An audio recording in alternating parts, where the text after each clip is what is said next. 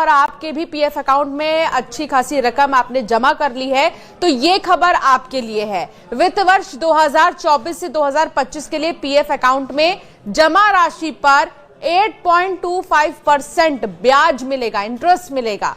वित्त मंत्रालय ने एम्प्लॉइज प्रोविडेंट फंड ऑर्गेनाइजेशन को इसके लिए मंजूरी दे दी है। अब देश के 7 करोड़ से भी ज्यादा कर्मचारियों के पीएफ अकाउंट में इंटरेस्ट की रकम ट्रांसफर कर दी जाएगी। इससे पहले ईपीएफओ के सेंट्रल बोर्ड ऑफ ट्रस्टी ने 28 फरवरी को मीटिंग में 8.25% ब्याज दर बरकरार रखने का फैसला किया था, जो पिछले वित्त वर्ष में दी गई दर के बराबर है। इसके बाद इसे वित्त मंत्रालय को मंजूरी के लिए भेजा गया था। 8.25% ब्याज दर के हिसाब से अगर आपके ईपीएफ अकाउंट में 1 लाख रुपए जमा है तो इस पर साल में 8,250 रुपए का ब्याज मिलेगा।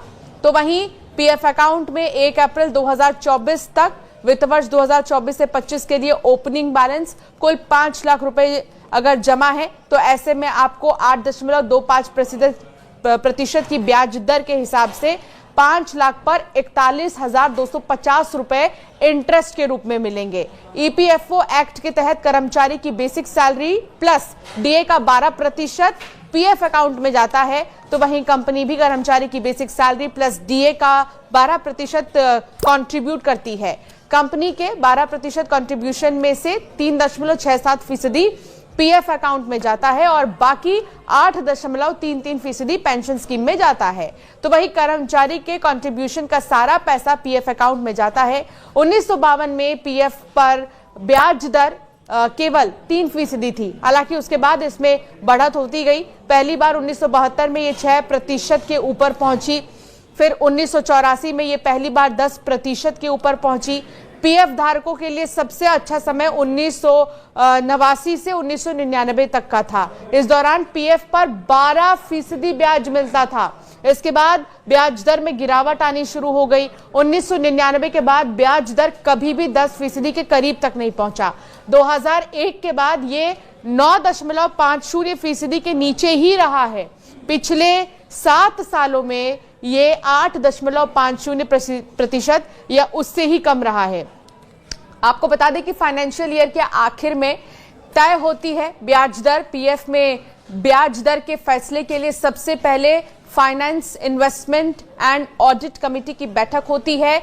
ये इस फाइनेंशियल ईयर में जमा हुए पैसों के बारे में हिसाब देती है। इसके बाद सीबीटी की बैठक होती है। सीबीटी के निर्णय के बाद वित्त मंत्रालय सहमति के बाद ब्याज दर लागू करता है। ब्याज दर पर फैसला फाइनेंशियल ईयर के आखिर में होता है। तो 7 करोड़ से ज्यादा कर्मचारी ऐसे हैं जिनको इंटरेस्ट का जो लाभ है वो मिलेगा। आपके अकाउंट में जितने भी पैसे जमा हैं, अगर 1 लाख जमा है तो उस पर अगर 8.25% जो है इंटरेस्ट लगता है, तो जितना 4,000 से ज्यादा जो है आपके अकाउंट में इंटरेस्ट ट्रांसफर हो जाएंगे। तो फिलहाल ये जो है मोटा मोटी रकम जो है 8,000 के करीब जो इंटरेस्ट है, 1 लाख के ऊपर अगर आपकी रकम है आपके अकाउंट में तो आपके अकाउंट में वो ट्रांसफर होंगे। इसी तरह अगर किसी के 5 लाख रुपए हैं तो 41,000 से ज्यादा जो है इंटरेस्ट आपके अकाउंट में आएंगे।